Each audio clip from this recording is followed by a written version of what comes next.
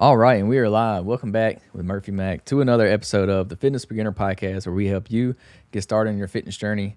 How's it going, everybody? Hope you're all having a great day today. Hope y'all are working on your fitness goals or whatever goals you got going. You're going towards right now. We got another podcast episode for y'all today, and we have a guest joining us for an interview.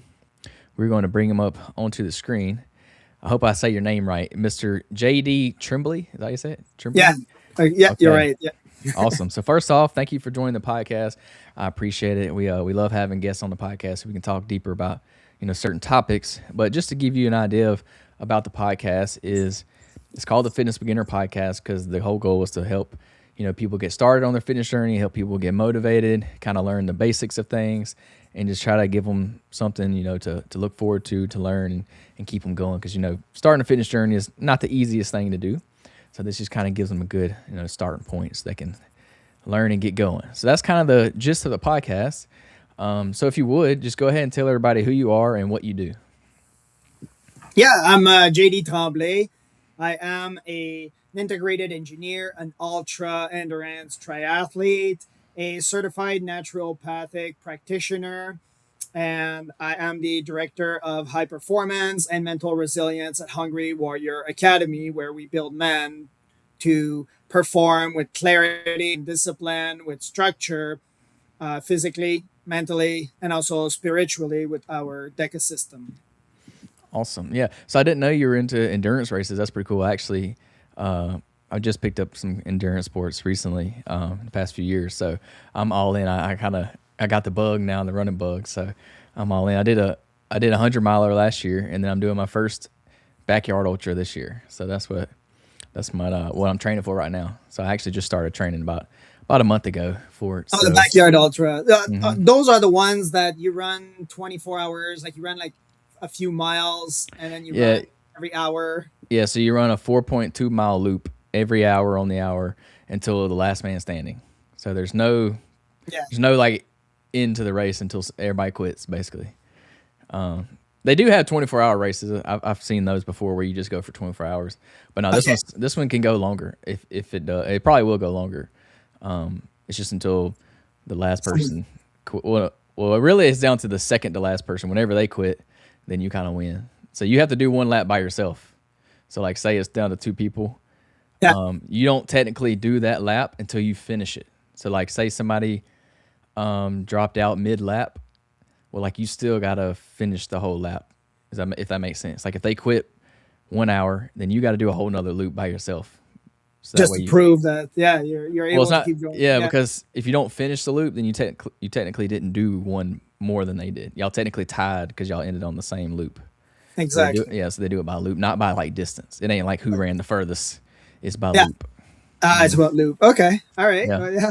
It's Those pretty are. cool. It's interesting. It's pretty new. I mean, it's been out for a few years now, but it's pretty new and it's getting pretty popular down here where I'm at. I don't know about up there in Canada, but it's pretty popular here now. It's getting bigger, so I decided to There sign are a up for few of one. those races around here. Yeah.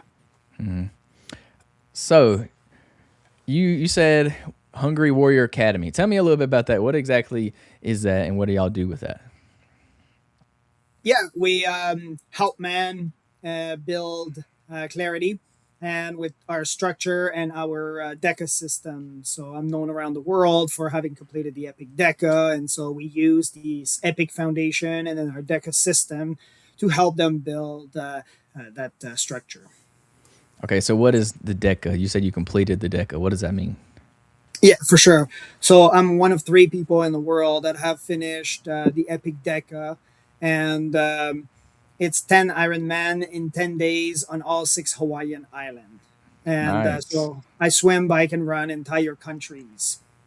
Awesome. Yeah. I actually did Iron Man too. That was pretty, and I loved it. Iron Man's cool. That's super Right? cool. Yeah. On like Yeah. within 17 hours and Yeah. That's doing, yeah. crazy. Have you heard of the Iron Cowboy? Hour in Cabo. Yeah, exactly. In Yeah. He's, Alberta. he's pretty Yeah. cool. And then there's another guy. He's from over in Europe somewhere. Yeah, in the Can't, UK. I can't remember his name. Yeah. But he did like 109 in a row or something in the 109 days, I think. Yeah, I can't remember. exactly. Jay Conway or something like that. I think that's his name. Yeah, Something exactly. Conway. Yeah. But yeah, Yeah. that's Yeah, the crazy. difference with the Epic Deca is that these guys did it in a controlled environment. where you're doing a loop, like you're doing all loops, and then you're coming back home, and then you're sleeping. For us, the reason why there's only three in the world that did it is because not only do you finish an Ironman, but then you have to pack your bags, you have to jump on a plane, so there's not much sleep, not much Mhm. recovery, and then you jump to the next island. And there's a lot of moving variables that these guys wouldn't have had to endure, such as one of the main one is the increased amount of recovery that they would have had. So, You said how many in a row was that? 10, you said? yeah, it's only 10. Yeah, yeah, Yeah.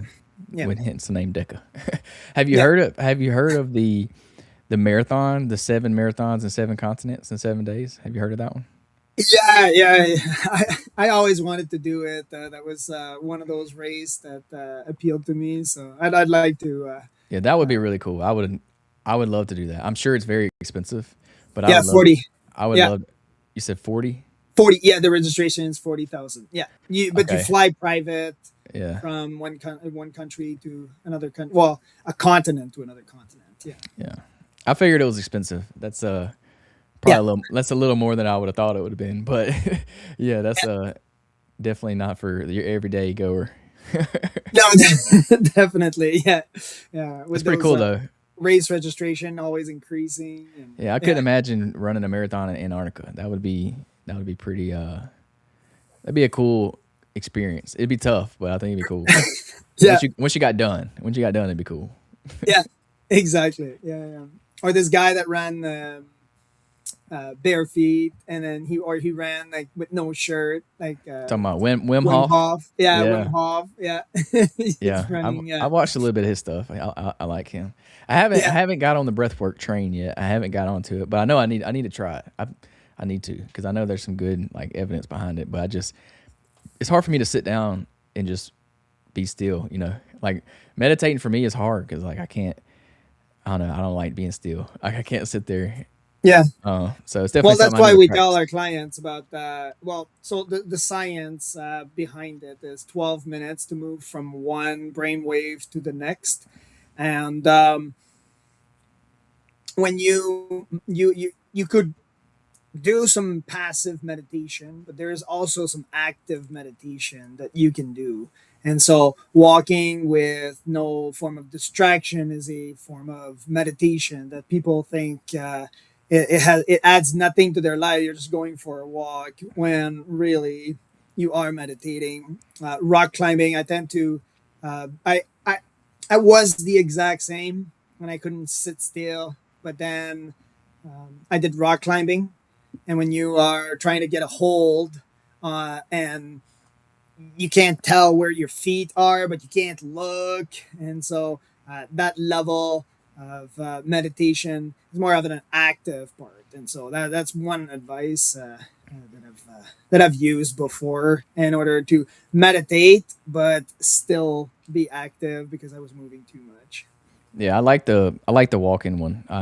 I like to do this with my wife. Well, me and my wife will take our dog, and just walk around the neighborhood, and I like doing that. And it's like you said, it is a form of meditation. Also, when I'm running, like when I'm running by myself, I I look at that as meditation as well because I'm just in my own head for however long I'm running. So Yeah, it's good for thinking about all your thoughts you need to think about. So exactly. Yeah, yeah, it's definitely. so I'm more of the active meditation type of person than just trying to be still. Yeah, exactly. Yeah, I used to be, but then I understood that there was some benefit to Hmm. this passive meditation and just standing still and allowing your brain in the morning to just wander off and understand that you must be fully in control of your mind and fully in control of your brain. So not just having these brain dump on paper, more having a sit still moment. So this it really helped me definitely, and then the science backs it up. So yeah. Hmm. What about breath work? How would you do you do breath work as well?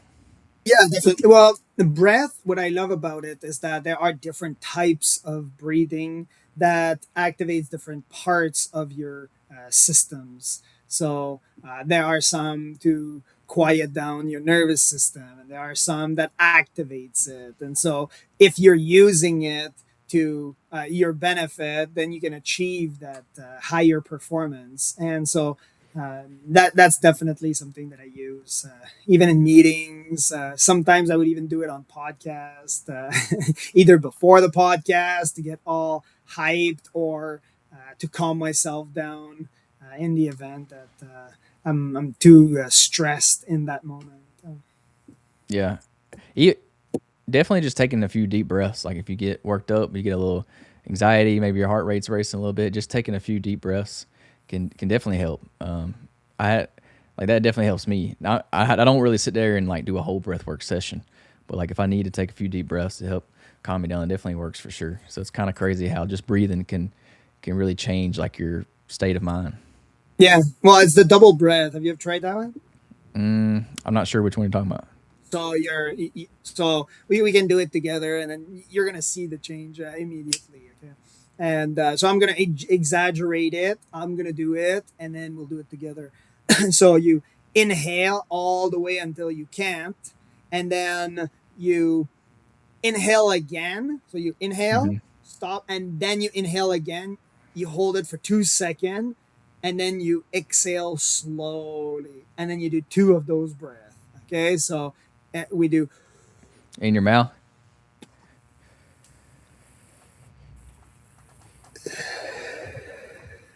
and then you calm down immediately, Hmm.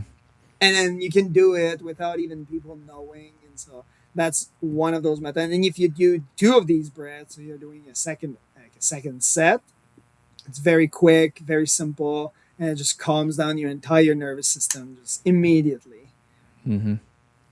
Yeah, I think this is definitely something people are coming around to more. They're realizing like breath work and meditation things can actually really help you. Because like in the past, I feel like they're kind of seemed as like, I guess the term would be like woo woo, like kind of like hippie, you know. I guess that's, I don't know what the correct term would be, but like now people are realizing like there's actually some science behind these things and it actually works. So you see a lot of people doing it nowadays. Yeah, because when a lot of the other religion other than Christianity wants to bring their own religion to the Western countries, what they do is they incorporate certain parts of their religion to fitness. So we look at yoga. Yoga is not Christian. If you are a Christian and you're practicing yoga, you're not a Christian.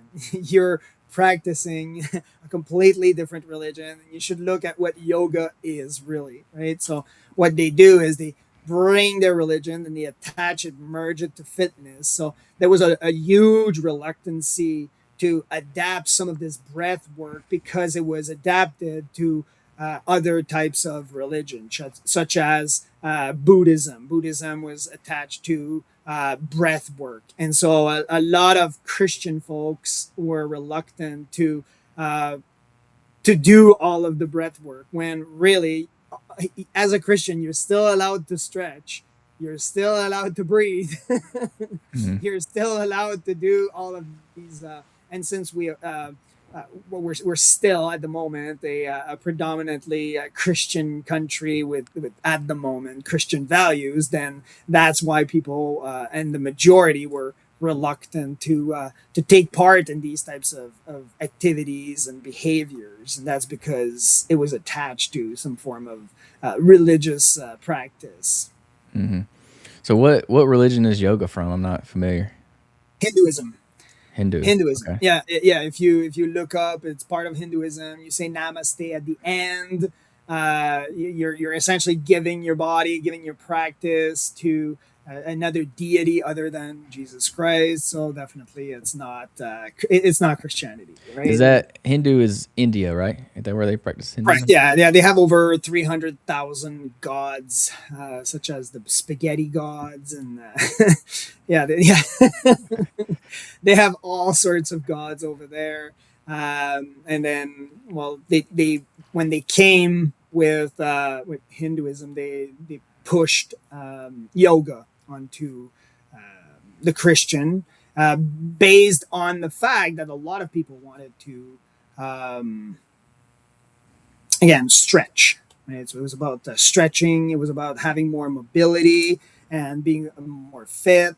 And so people just Again, a lot of people were reluctant to it. Nowadays, people are not seeing it that way. They're thinking it's about inclusivity, which just it's a washed down level of their religion. So yeah, but but if you're taking away religion and you're just going with the breath work is definitely working.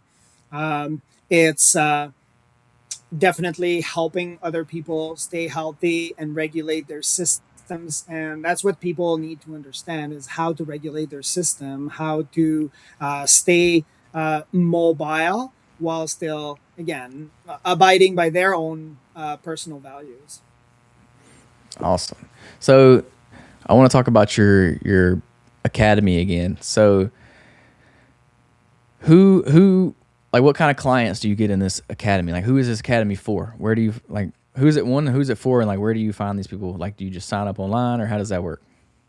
Yeah, we have online courses, online session. There's a session starting in next month. We have a group of guys, and it's led by a former Navy SEAL over a decade with the teams, and he's talking about leadership, mindset, upgrading your life, and we also have retreats, which were completely different than the other ones, where they cater to mostly individuals that want to be yelled at and profanity is used, and that's for a different target market. For us, it's based on facts, logic, on science, because I am, after all, I'm a former military. I'm an integrated engineer also, so I studied engineering in university, and I'm also a certified naturopathic practitioner. So I am a healthcare provider also. We use science. We use also all sort of machine to really provide data for these individuals, these executives, and we've received a lot of elite athletes also that want to upgrade their life. Now the crowd is a bit mixed because the elite athletes don't merge well with the executive parts. And so we've received some quite unfit executives.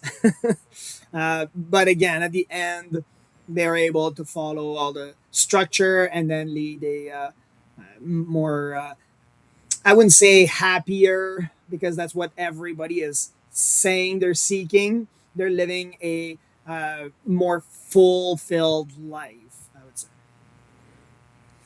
So how do you go about well one how long is the program?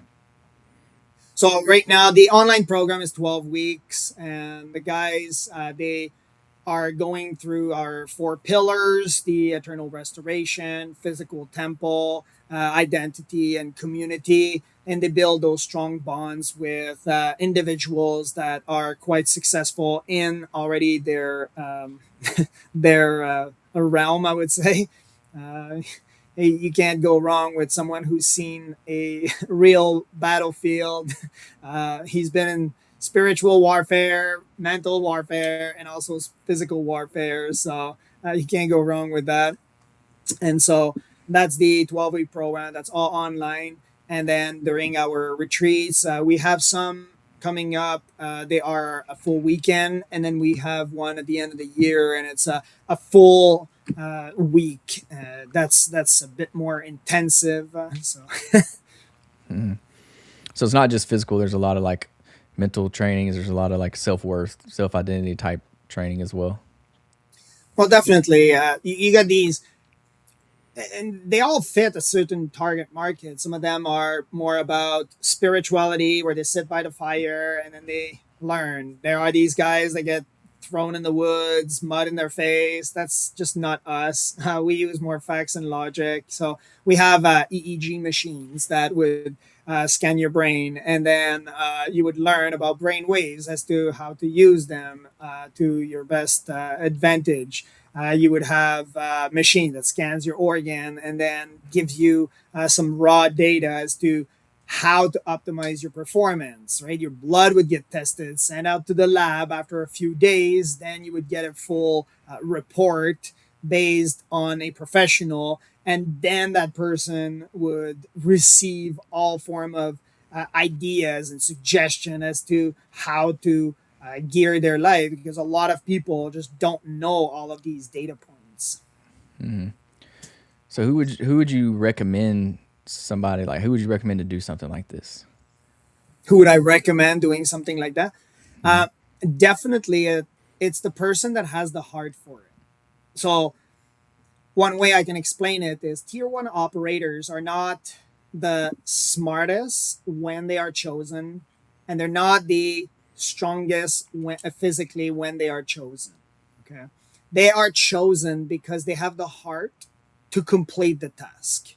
And they will be built to become a tier one operator because they have the heart to complete the task. So these are the types of people we're looking for, the types of people that will do the work and create the results and the changes that they really want their success. We've seen so many people, they go on our initial call, and then we can tell sometimes very quickly that they just don't want to be here. They don't want their success.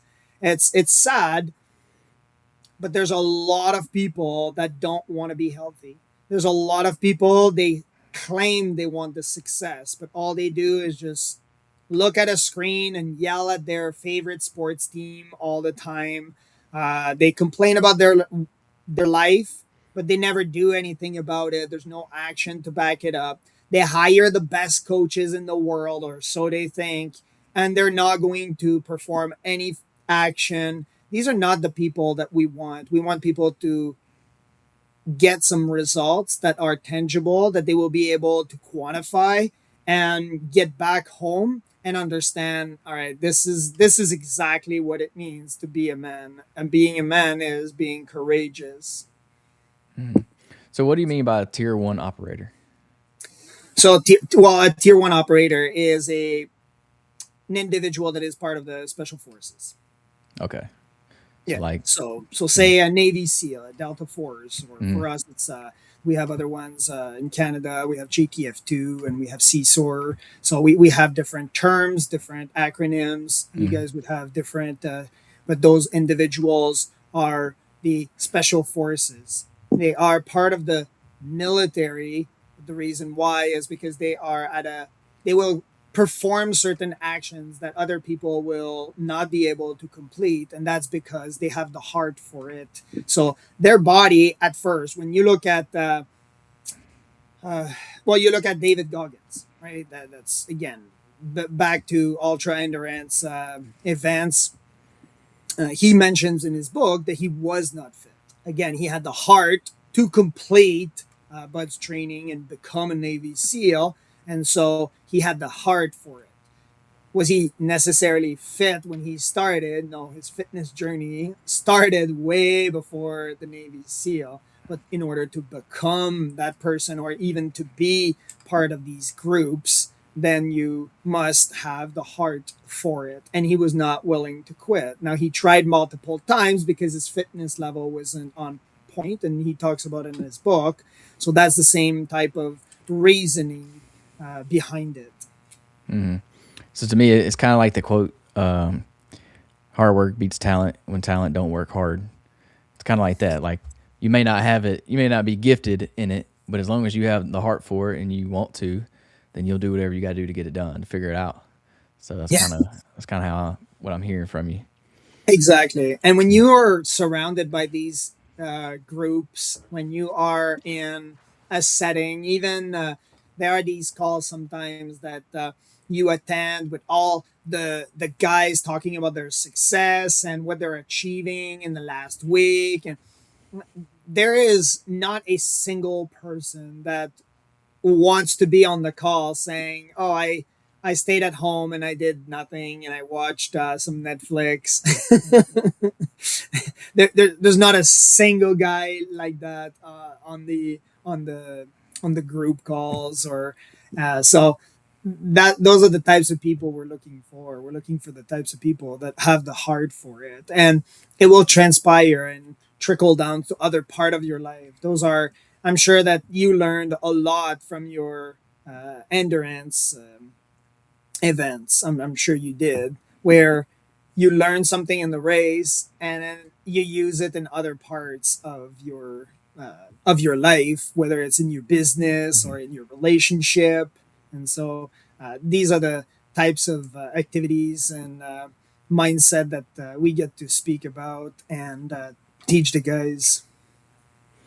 So it sounds like you work with pretty high level individuals. You said you work with some athletes, with some ex military.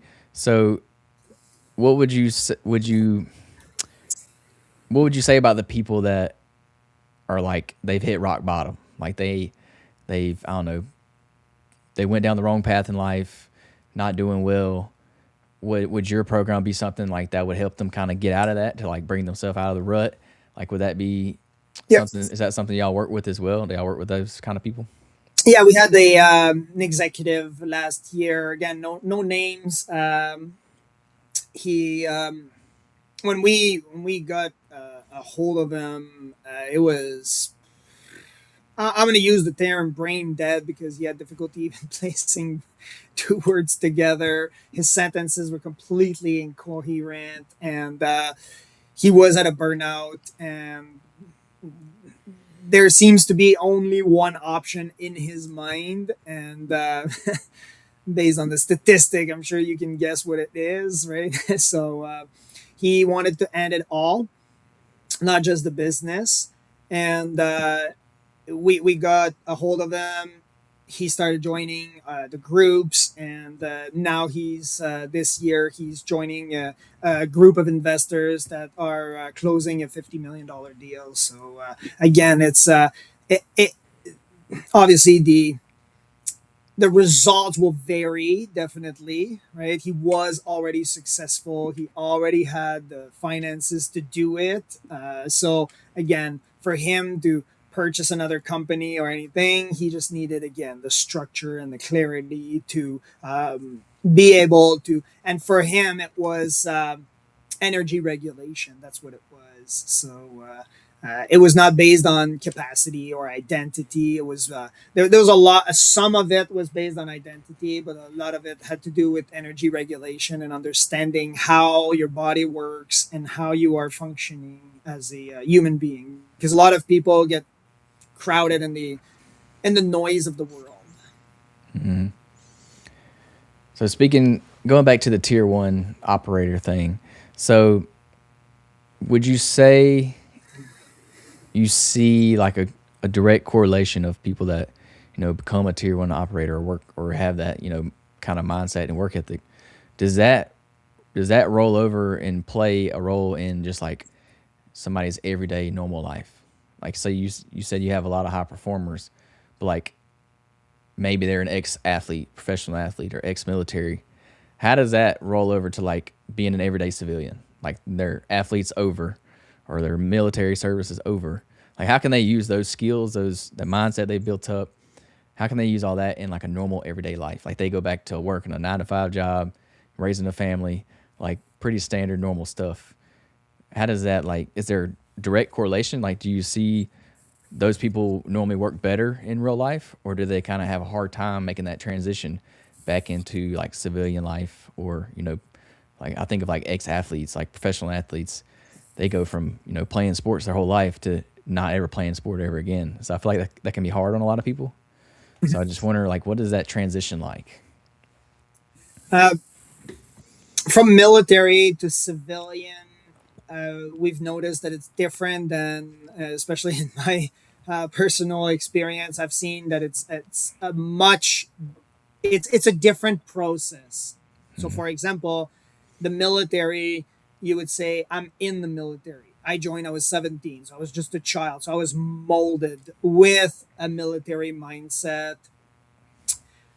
It's fused to you. They say you are in the military. You are not a this is not a job. Like, you're saying, I'm an engineer. You are, it would be like saying I'm in engineering. Like, you are in a whole system. It's almost Mm-hmm. like you're fused to this system. So what a lot of guys tend to have when they're leaving the military is they tend to, or if it's not explained properly, they will tend to want to become a civilian. And so they think that because they gave their uniform, it's going to somehow just unfuse everything. And now you are a civilian and you are to operate with your civilian mindset. And now you're retired, you put your boots away, your uniform is away. You For a military going to civilian, you must understand that this is fused to you as soon as you join.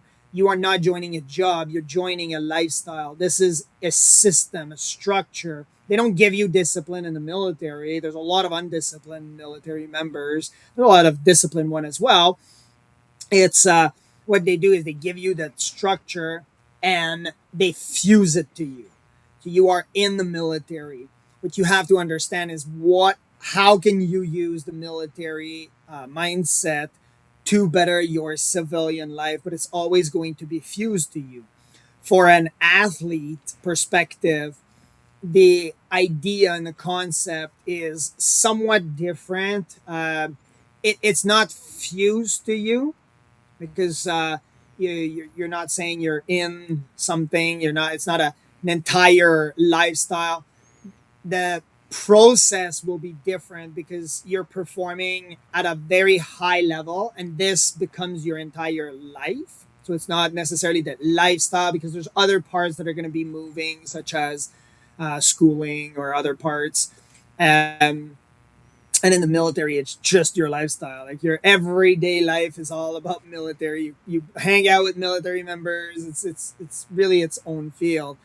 Um, and with an athlete you have to understand that you're going at that level, going to a recovery process. And so the athletes have difficulty in understanding how you move one identity to becoming at the next level. And so in both cases, it becomes that it's the same outcome. It's the same way that you address the issue, and the issue becomes purpose. And so you just have to figure out from a military perspective how you're not going to unfuse it, but how can you use your military background with your civilian experience to have a better purpose, or how can you better the life of others and inspire others, which I am doing today, and we are doing in guest speaking in other parts.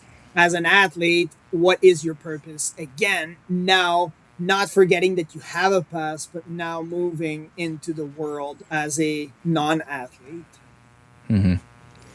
So you would say that the skills and things you learn, like in the military, they roll over very well into like the corporate business world because it's pretty everything's just very structured. So I feel like you'd have an advantage. I feel like coming out of the military rather than just going to like college. Like after you come out of the military, you probably have a lot more experience and structure and discipline. So I was just curious about that. Yeah, not necessarily the discipline. Because again, with the military they don't give you your boots and then cut your brain and put a chip that says, oh, you are disciplined. There's a lot of undisciplined military members in Canada. 28% of the military is obese at the point where they cannot even be deployed. So um, that is a national security issue that came out a few years ago, and it's in the news. Anybody can look it up. It's I'm not looking too much at the other data, which is 68% is overweight because they used BMI, which BMI Hmm. is if you have a stronger individual, but he's bigger, but he's functional, uh, you can still be overweight. So I'm not too concerned about that part. But when you are obese at the point where you cannot even do your job, you cannot even be functional, I understand there's a certain percentage, it's about mental health. However, a lot has to do with discipline or lack thereof. And so I would say in the Canadian military, there's at least 1 in 4 people that are completely undisciplined at the point where they cannot even do their job. And that's creating a national security issue in our country right now. So that's why discipline isn't, and it's seen from the civilian perspective. I get that a lot. that the military is necessarily discipline. What they give you is a structure, they give you a system in place.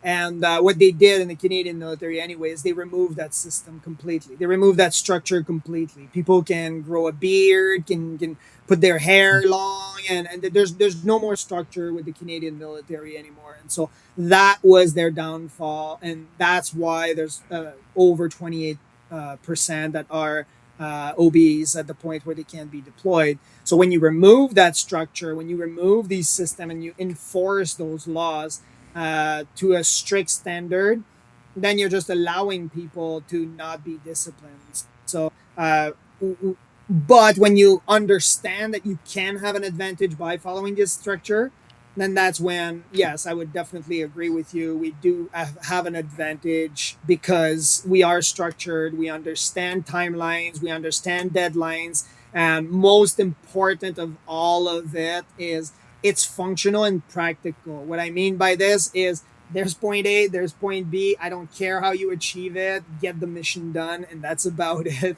So that's the way I could frame how we have an advantage, because when I got into engineering, a lot of those kids were too hung up on getting the right number and making sure that everything would add up. And I understand that we need to make sure that everything is functional, but at the end of the day, I'd like to get the job done. Like I want to get the mission done. I want to get to point B, and so we do have an advantage if we follow structure. Definitely.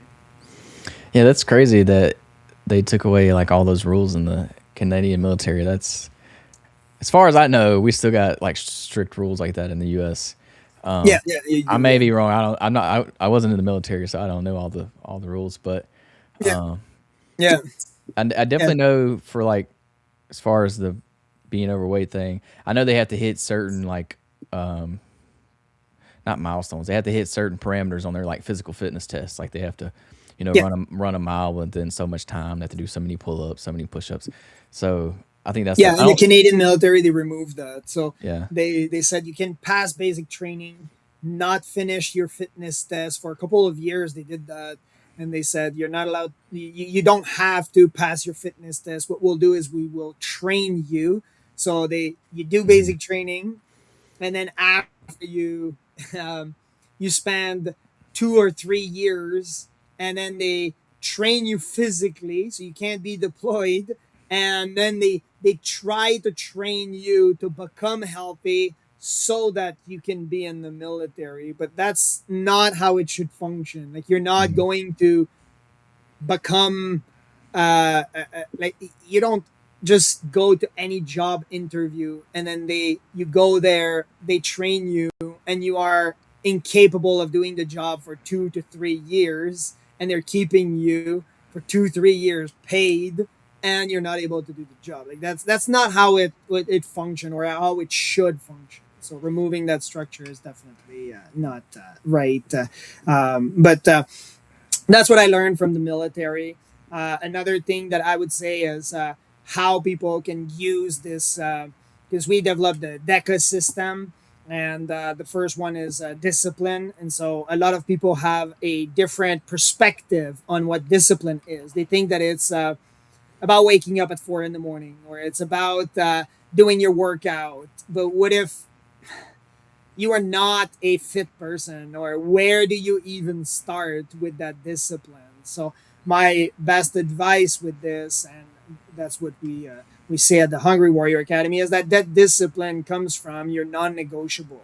So you understand that my non-negotiable in my day will be about fitness, but that's because I enjoy fitness. So you know that it's going to be somewhere along the lines of going for a run, or even a walk if I'm recovering, or there is something about fitness that I will be doing, but that's because I'm loving it. I wake up at 4, or I wake up at 9 p.m. because I slept in the entire day. I'm still going to get a workout in because that's my non negotiable. But instead of telling people, uh, make your bed, or wake up at 4, or have a cold shower, or be all over the place, it's find your non-negotiable. So Mm. what is your non-negotiable might be cooking. It might be reading a book. That's it. But because you're doing it every day, your brain is now trained to build that discipline for one thing and one thing only, not 15 other parts of your life. You're just training for that one thing. And what you'll discover is that now the brain is used and enjoying discipline because now you're doing it and it's fun. So you're having a different viewpoint about the word discipline. You're just enjoying it. You're doing what you like, and you know that within 24 hours you will be doing it. You will be maybe cooking, or maybe you'll be working on a car. It doesn't have to be long. It just has to be that today I'm building that discipline. Now pick something that is a healthy habit. Like watching sports is not a healthy habit. By the way, this is not a non-negotiable like type of idea where well I like smoking or I like drinking beer or right. But we're talking about something healthy like building a car or working on a car or sometimes it can be having a healthy conversation with someone. Helping someone every day, you're helping someone, so you build that discipline. What you will find is that it will trickle down to other parts of your life because you build that discipline and now you're enjoying it, you're having discipline. People will think that you are a really disciplined person. Like I don't tend to see myself as a disciplined person. I tend to see myself as I am undisciplined in other parts of my life, and I am highly disciplined in other parts. I do what I love because I'm doing fitness. I enjoy fitness. And then it goes to other parts of my life. It trickles down to my business, my businesses, I guess. It trickles down to my relationships, even the way I parent my son. You know, things like, well, I have a day where I know it's not going to go well. My son has been acting up, and there you go. I just go out for a run. That's part of my non-negotiable. I understand it's part of my discipline. Then I come back, more cool down, and then I just take care of him. So it's not necessarily for someone listening to go out and just go run a 5K or go and swim if they've never swam in their life because maybe it is uncomfortable to them. Do something that you really love and that God created you to be. Like, what did God created you to be? So maybe you can share what your non-negotiable is. Maybe it's just one. It's just one thing. You would be in jail or not in jail. You would still be doing that thing. What would it be? Oh, I mean, for me, it's definitely fitness as well. Right? Okay. Um,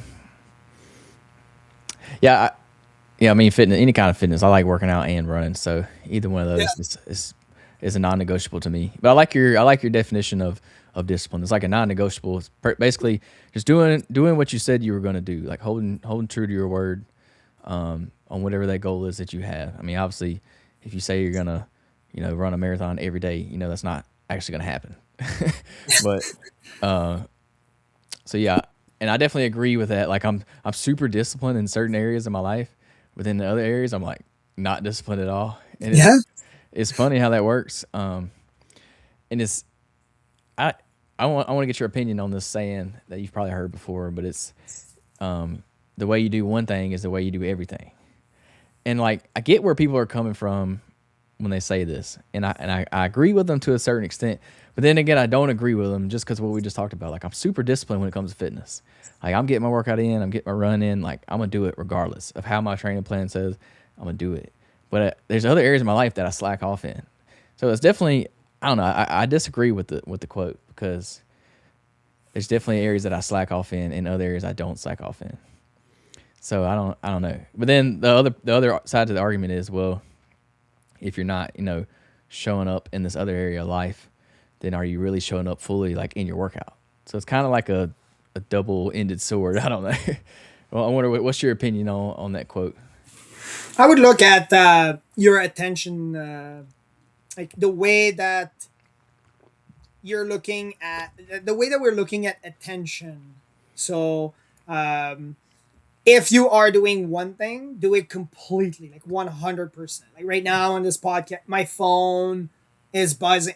It's off. Like I'm completely in this podcast, and then as soon as this podcast is over, I'll have my team's email, and then I'll be off to another task. But what a lot of people are doing is they are thinking that they can multitask, and so Mhm. I would say try to show up in that one thing, and then do it to the best of your ability.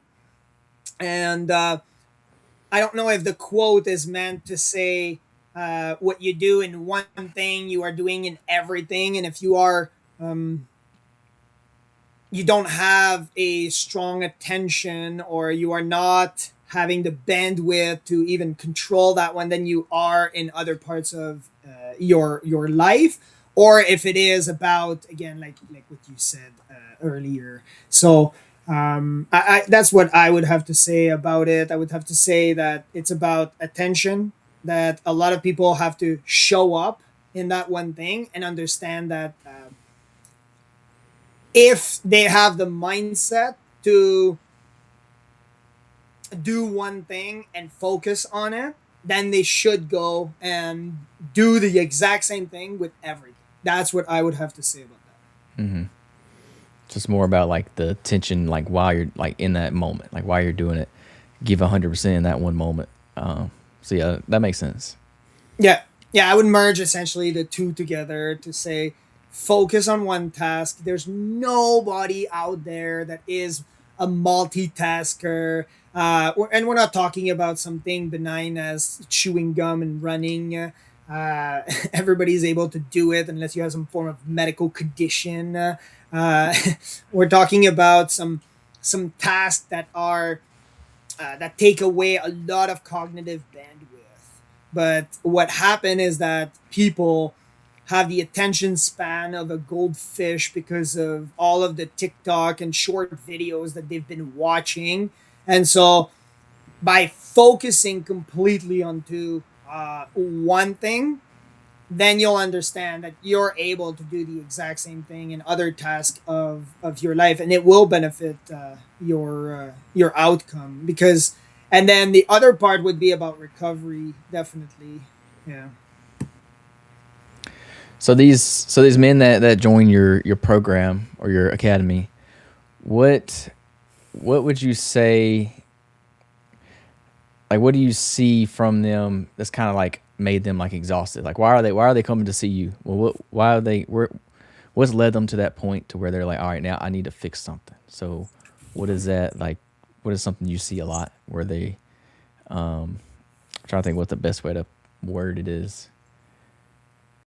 Yeah, we Like see what? a lot of burnout. We see a lot of people that just don't, they have a lot of noise, but they don't have a lot of clarity. Hmm. They have the discipline, which we talked about in some parts of their life, but they don't have the structure to follow it. And for example, um, we use the acronym BRAIN, and B is for blood chemistry, R is for recovery, A is for attention, I inflammation, the nervous system. And then we take all of these systems and then we explain it even more. What happened is that these men are overloaded with information, and they just don't know who to turn to anymore. One, a lot of people go and they eat a shake in the morning. And so, as an ultra athlete, and you would know that it's okay. It's healthy for you to eat some fruits and maybe some honey or maybe maple syrup, and then it's in the morning. But that's because we are athletes. Our non-negotiable is working out, and so for us, very often we wake up in the morning, cortisol level is high, and then you eat a shake, and then you're going working out. But if you're going working out, you know it's quick energy. So that quick energy, now you're going in a workout, you're just spending it all. and then you have the energy for the day. You might eat some fat and protein later on in the day or even in your breakfast, and that carries you for the entire day. But then you see this TikToker, or you see these influencers, you see these all these people eating a shake or drinking a shake, and but that influencer is going on the beach, which with the radiation of the sun, now you're sweating and you are again using that energy from that shake, or you are going to the gym and you're spending that energy, so you're not becoming fat, and that's part of the energy regulation. But then they learned it online. And again, is it healthy? Well, yes, it's just not optimized. And that's just one factor. What happened is you are an executive. You wake up in the morning, cortisol levels high, and then, which is the stress hormone, for those that don't know. And then, so that's to get you going in the day. That's pretty much why it's high. And then all of a sudden you drink that shake, but you're not going to use that energy. You're just going in your car, and then after you're going to work, and you're just sitting on a computer or in a meeting just talking, but you're not using that energy. You're just walking around. Well, what happened is that now your insulin level is high. Well, it just takes that one snap, and all of a sudden all of your systems are completely out of control, and you have difficulty concentrating, you have difficulty with your nervous system, and which again, now you're calling it anxiety because now you have difficulty regulating it, which it's not necessarily how you regulate it, because you can do all of the breath work, all of the type of meditation that you want. But if all of a sudden you're saying, I have high cortisol level and I'm packing myself with, it doesn't even have to be um, uh, sugar that is refined. It can also be natural sugars like fructose, which is in the fruits, which puts your insulin level at a high output. And so what happened is that now all of your body is ready for war. It's ready for stress. But now you're not using that energy. So a lot of people just have bad knowledge, or the knowledge is not provided to them, or it's provided to them with so much noise that now they receive the clarity, and that's just one of those factors out of many, which now you're able to rearrange and reframe. Even we're not talking about diets are, they're not working. It's not part of your lifestyle. Like, we want people to still live a healthy lifestyle and live a long life, but it's how you can reframe that nutrition.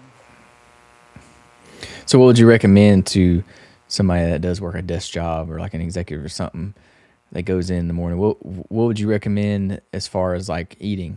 Would you eat breakfast? Would you eat a certain type of breakfast? Would you fast in the morning? What would you recommend?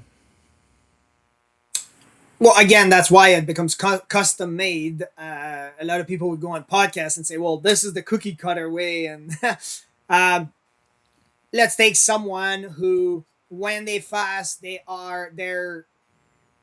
their emotional state is completely thrown off. Well, then we would prioritize the emotional state instead of the fasting part, right?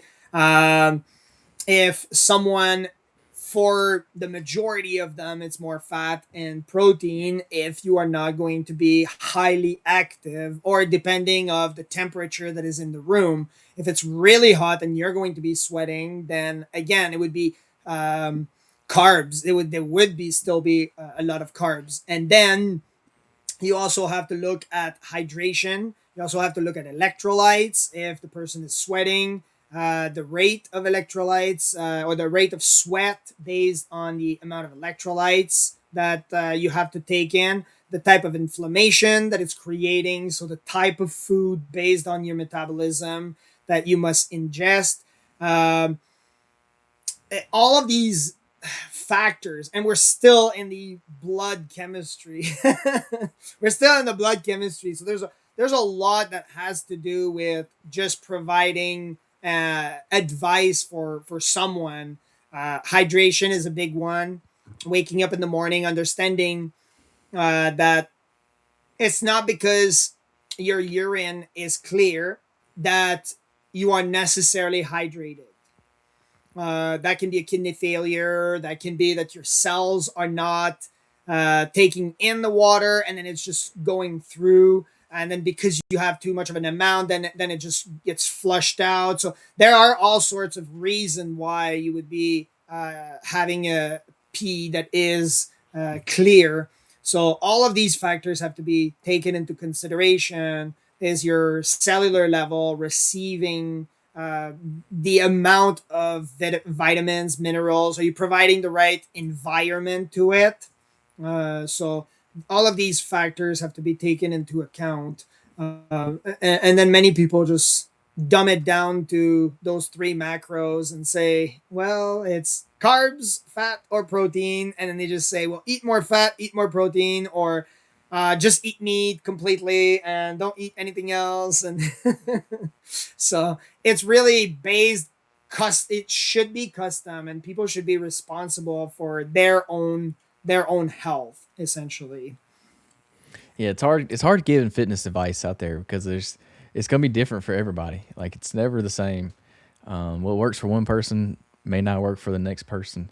So I always try to tell people like just try different things. Like try different things out, different foods, different strategies. Try different things out and see what works for you, and just stick with that because what works for me is probably not gonna work for you, and vice versa. So it's hard to give people answers when they ask you any kind of fitness Yeah. advice. It's like, well, you could do this, but you could also do this exact opposite thing, and it may Yeah. work for you.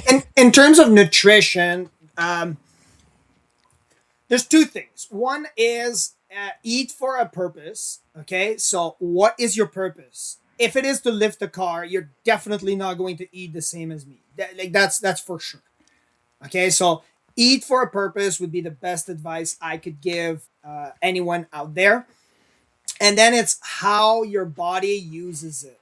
Okay, so the body, the way it works is it does digest, but by the time it's right, and when we just look at the digestion, and then you either go to the restroom or your body uses it, but by the time all of your cells are using it, and it's not just part of absorption at that point. Now it's part of utilization of cells. That's a 2 to 3 day process. So when you're eating, many people will say, well, I'm eating a chicken sandwich.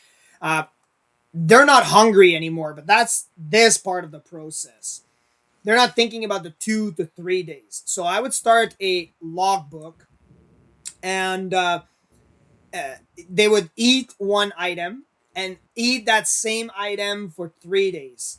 And then they see how their body react based on the time of day, and based on, because there are certain, it gets even further back into it's part of traditional Chinese medicine, is that each organ operates at its peak based on a certain time of day. And so there's all sorts of science behind it, and so that's why it gets really complicated. So I would say, for the basic of it, you eat, let's say, a chicken burger, and then you see how your body is going um to operate. Then you log it, and then you say, well, I ate that chicken burger, and we're not just talking about a feeling good. We're talking about being healthy, like having a lot of, like, look at facts. I was wired because I had that chicken burger. Well, you might be a chicken guy, right? So look at facts as to, so now you're testing it, but test it for, at the very minimum, 3 days. Hmm. And then the second advice, or it was the latter one, it's eat for a purpose. Definitely eat for a purpose is the best advice I can tell anyone, because now, if you are a swimmer, you're not going to eat the same as a bodybuilder, and the bodybuilder will not eat the same as a strong man. And so when you're looking at your purpose, you're saying, well, I'm an executive, I'm going to be in a controlled environment most of my day. I understand that I'm working a structured lifestyle. now you understand, okay, well, it's mostly going to be fats and protein unless I'm sweating too much. If I'm sweating too much, it's probably a protein, that I have too much protein in my system. So you decrease on the protein, add more fat, and then your body will regulate itself. And if you need a little boost of energy, then you add a little bit of carbs. And so those are some of the advice, at a, again, very basic level that I could provide. But again, it's based on uh, understanding your purpose, not necessarily your diet. And then later on, you learn about the diet, which is now you try different types of food, and it needs to be done every 3 days because it needs to get to its cellular level so that your cells can use it. And yeah, Yeah, that makes sense. Yeah, I don't think a lot of people realize that some of the intolerances they have to certain foods because we just eat so much junk nowadays. Um, just by cutting certain things out, you may realize you feel a lot better just from cutting certain things out. But it's like you said, you won't ever know that what foods are causing that until you actually like eat that same food for 3 days in a row, and then see how you feel, and yeah, then try a different one, and keep going. So yeah, I think the different foods affect people in different ways. Like certain people, their stomachs just it don't sit well in their stomachs. So yeah, I would definitely say experiment with that. Try different foods, see what works, see what makes you like you said. Chicken may make you feel wired, so that may be a good yeah, thing. So yeah, I definitely recommend that for sure. yeah. All right, so I don't want to keep you too much longer for your time, so we'll do a few little rapid fire questions real quick. Oh, So, okay. well, I just got a couple. Morning For routine sure. or night routine? Night routine, definitely. Okay, explain why night routine. Why night routine? Because Yeah. sleep is at the top of the pyramid. If you don't have your sleep in order, you will not perform well at all. It is at the top of the pyramid. It's been proven. And so sleep is by far the most important part of the 24-hour. I can't say day because it's the night. Hmm. Yeah. Do you have like what's a quick little night routine that you recommend? Night routine. For the majority of people, 2 hours before bed to just cut all electronic devices. That would be at the very least. And then we're talking about three, if you can do three, but don't eat at least two, if you can, 3 hours before going to bed. So that's those would be the first two. I have a Mhm. lot more that I am doing, but I don't want to overwhelm everybody. I want to still keep it a rapid fire, but I still want to make sure that everybody is able to keep actionable steps that they can incorporate in their life today, and that would be cut screens and food for at least 2 hours before bed. Yeah, that's a good one. I hear people say that a lot. Another thing I've also heard people say is you always use an alarm to wake up with, but I've heard people say set an alarm to let you know when it's time to go to bed. So like when the alarm goes off, you know, all right, I got to go to bed now. So Oh, really? I've heard that one Yeah. as well too. Yeah. Because you want to try to go to bed around the same time every night to kind of keep that, your circadian rhythm the same. All right, so discipline or motivation? Well, discipline, yeah, for sure. Yeah, Well, yeah, it depends. Yeah, I guess. Yeah. yeah. To me, motivation just comes and goes, so you can't really depend on it, but you can depend on your discipline. So It see it always comes and goes, but it's depending how you use it. So a lot of people say that, well, the motivation leaves, but what if you just change it? Like, what if you just change it, right? You say, well, I really want to make a lot of money. That's my motivation. But then all of a sudden, well, you wake up in the morning, you don't really feel like it because, well, that's the motivation. And then you say, I want to have a girlfriend. And then you really want to get with this girl on a date, and now you are fantasizing about just going on a date with this girl, right? Keeping it Christian, keeping it kosher, but you're just thinking about going on a date with this girl. Now you're using that mindset to keep it as a motivation. But discipline, unless you're using it in the way that I explained it earlier, discipline motivation would be discipline.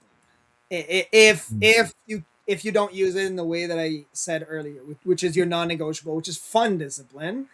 If you are just waking up at 4 and doing all of these tasks that are not fun, Mhm. motivation definitely beats discipline. That would be the only part that I would contradict some of the data, because I know a lot of people would say discipline, but discipline Yeah. takes a while to build. As opposed to Mhm. motivation, you can just switch it back and forth by using different types of motivation. And even if you are Christian, you can still use certain types of motivation that are um, quite healthy. So there's no contradiction to it. You're just fantasizing about having a certain types of lifestyle, which activate the parietal part of the brain, and then you get to the decision part. So the decision part is more of the discipline versus the part where you are fantasizing. So yeah, I don't know. I don't know. Just Uh, based on the yeah. I like that. I like your answer. I like that. Yeah, I would say discipline, but yeah. you had a good viewpoint on it. I like that. So Yeah, it's how you use it, right? yeah. So it's really how you use it. If you use motivation in that way, then yes. But if you use discipline in the other way, then definitely, right? So it's that would be my answer. My final answer would be how you use Yeah. it. All right. So what's one book that everybody should read? Hunger for More in Life. It's my book. Okay, I didn't even realize you wrote a book. So what is it now? Tell me what it's about. Hunger for More in Life. Yeah, half the book is about my best advice on how to conquer mental struggles, defy your limitation, and achieve peak performance, and find that purpose that you're looking for. And it gives some actionable steps, a lot more than what we talked about today. And then it gives you the story of the epic deca, how I use these steps to complete, and being one of the only 3 in the world to do the epic deca. Also, where can people find your book at? Amazon. Amazon. Yeah, Okay. yeah. And then what's one word you want people to remember after this episode? I'm a Christian, so definitely Jesus. uh, One word that people need to remember. Non-negotiable is one word because there's a hyphen in between. So We'll take it. We'll take definitely it. find your non-negotiable, right? So yeah. I like that. It's funny you say non-negotiable because I use that term a lot as well. Oh really? Yeah, so I like that. All right, now so let everybody know where they can find you and where they can learn more about either your businesses or your academy, or where they can find maybe your social medias or whatever. Yeah, we only have one website, hungrywarrioracademy.com, and that's where they can find us. Awesome, that makes it easy. And we can put the link down in the description. So if y'all want to check out the website, y'all can. But yeah, thank you for joining the podcast today. I really enjoyed our conversation together. I think the listeners can take some from it and learn. So I'm glad that you joined the podcast today. Yeah. Thanks for having Absolutely. me. Awesome. So y'all be sure to tune in next week for another episode of the Fitness Beginner Podcast. Y'all have a great day.